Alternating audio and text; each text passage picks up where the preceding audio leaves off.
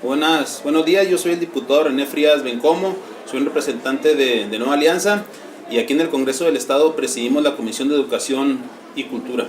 Hemos estado trabajando en la legislatura anterior y la actual con mucho entusiasmo, buscando siempre en primer término ser un representante digno del magisterio de Chihuahua, pero también abordando diversas problemáticas que tienen que ver con nuestra entidad en todos los aspectos.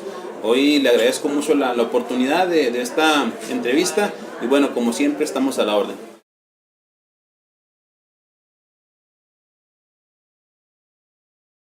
Nosotros vemos como una oportunidad la nueva reforma educativa.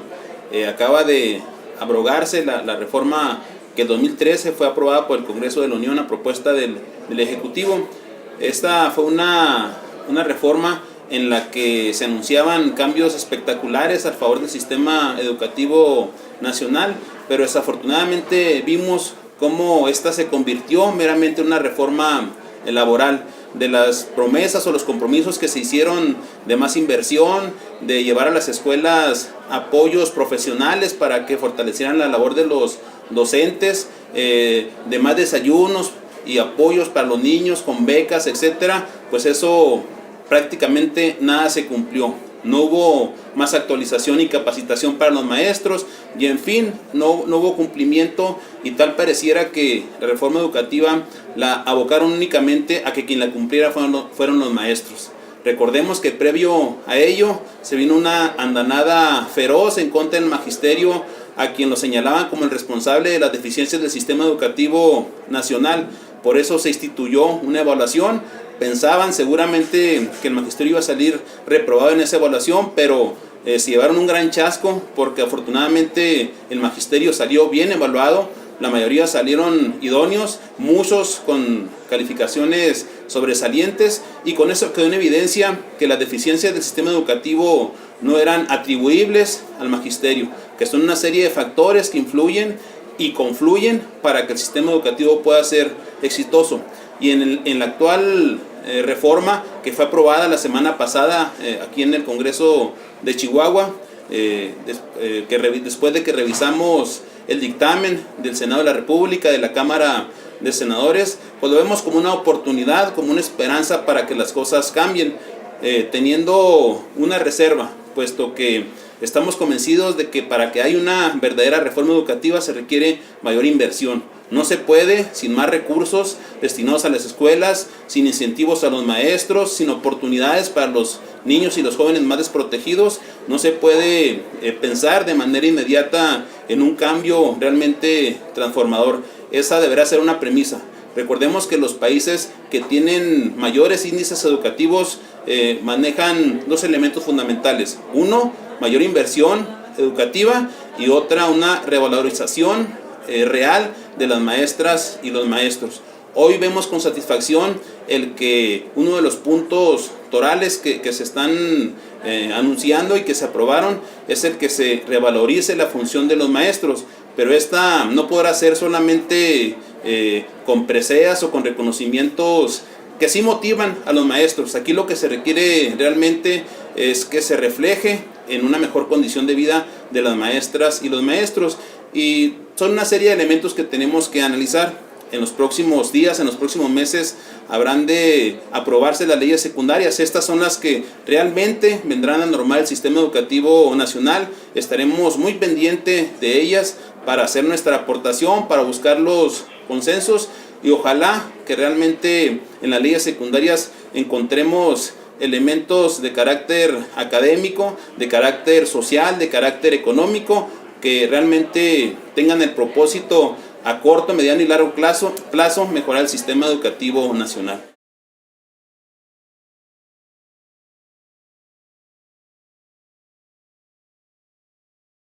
Bueno, nosotros nos tocó participar localmente aquí en Chihuahua en un foro que el CENTE organizó. Participaron maestros de ambos subsistemas, participaron padres de familia, académicos, expertos en educación, y ahí se recogieron cientos de propuestas.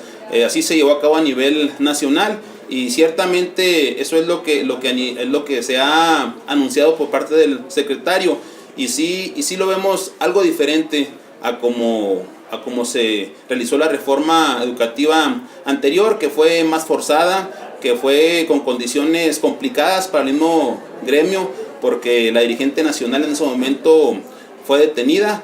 Y bueno, se llevaron a cabo, se hicieron promesas que a los pocos tiempos nos dimos cuenta que no fueron cumplidas como antes lo señalaba. Particularmente en el estado de Chihuahua, una preocupación que teníamos en aquel momento era qué iba a ocurrir con las prestaciones adquiridas por el magisterio.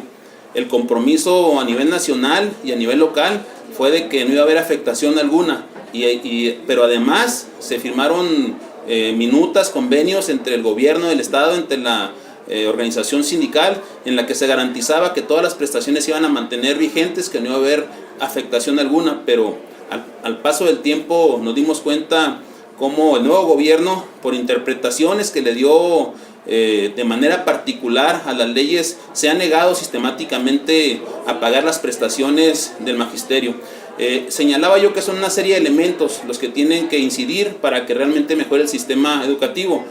Uno de ellos, elemental, fundamental, es la labor de las maestras y los maestros. Yo estoy convencido de que ellos, en las condiciones más difíciles que enfrentan, no solamente en las grandes ciudades, sino más aún en las comunidades pequeñas, vemos cómo los maestros se entregan a su tarea educativa.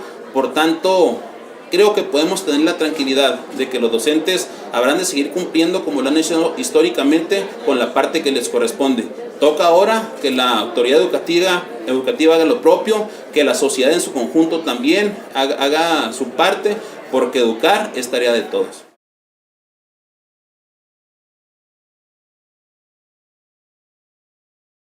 Yo creo que es una excelente postura y lineamiento que marca la Secretaría de Educación Pública. En las escuelas normales se preparan a los futuros maestros.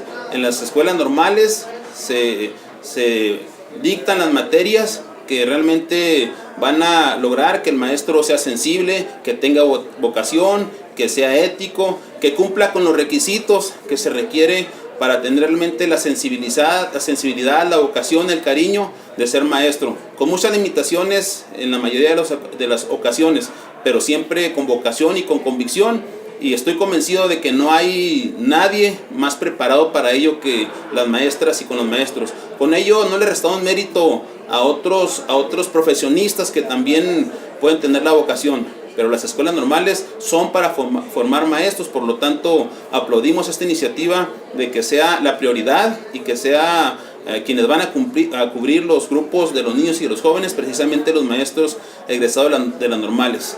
Obviamente que el normalismo tiene que fortalecerse, el normalismo tiene que modernizarse, para ello también se requiere inversión, pero bueno, este es un primer paso que se da, y seguramente encontraremos en las disposiciones legales de los próximos meses los argumentos y los fundamentos que le permitan a nuestro país, a nuestro estado, que las escuelas normales hagan mejor su tarea.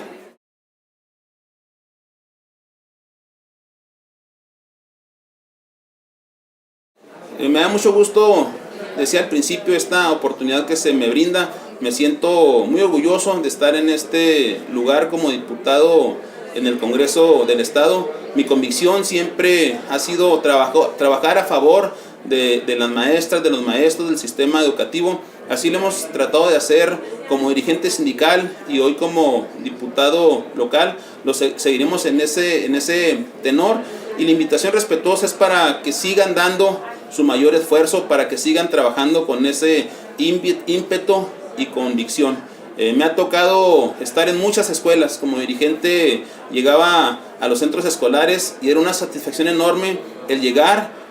Tal parecía que no había nadie en la escuela porque había un silencio casi absoluto en el patio, pero además nos encontramos las escuelas limpias, pintadas, y en las aulas llegábamos y veíamos que los maestros estaban trabajando en ocasiones en el suelo, con trabajos, experimentos con sus alumnos, en ocasiones haciendo alguna explicación o escuchando alguna participación de los alumnos, las cocinas en las escuelas que la tienen limpias con la participación de los padres de familia, y es ahí donde realmente se puede percibir cuál es la tarea, cuál es la vocación de las maestras y los maestros. Desde un escritorio es difícil, por lo tanto yo digo que el compromiso ha sido histórico, y la invitación reiterada es que sigamos con ese mismo compromiso, y que ojalá que las autoridades, la revalorización que se le pretende dar al magisterio no sea solamente social, que aquí en Chihuahua se ponga el ejemplo y este reconocimiento se traduzca en mayores oportunidades para que ellos y sus familias